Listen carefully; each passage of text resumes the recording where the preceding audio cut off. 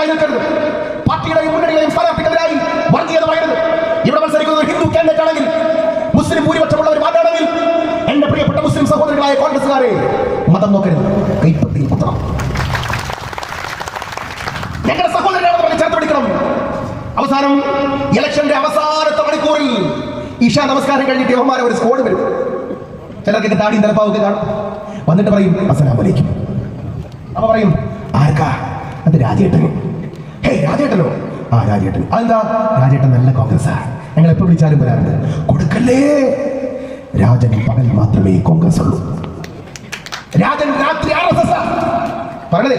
എടാ ഇതിനകത്ത് രായും പകലും കഷ്ടപ്പെട്ട് കുടുംബത്തെ പോലും നോക്കാതെ ഈ പാർട്ടിക്ക് വേണ്ടി രായും പകലും കഷ്ടപ്പെട്ട് അമ്പലത്തിൽ പോയി പള്ളിയിൽ സഹായിച്ച നബിറാജിക്ക് നാരങ്ങ വെള്ളം കൊടുത്തും മതമില്ലാതെയും ഈ ജീവിക്കുന്ന പാവപ്പെട്ട ഒരാളുടെ മതം നോക്കി തിരഞ്ഞു പിടിച്ചു വന്ന് രാത്രി പറയും അവൻ SDP അല്ല, അവൻ RSS.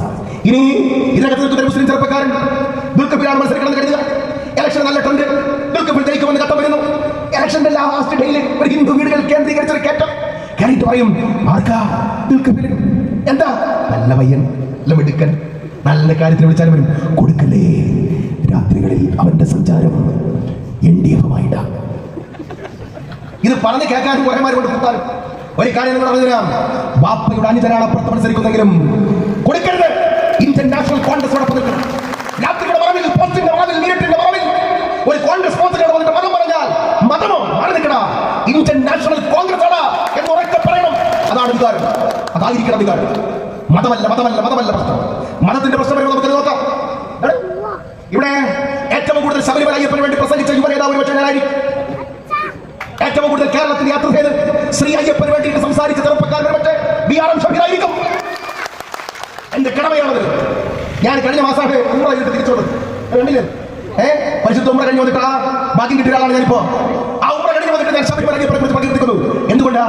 ഞാൻ കോൺഗ്രസ്. എന്റെ കടമയാണ്, എന്റെ കടമയാണ്, ഉത്തരവാദിത്വമാണ്.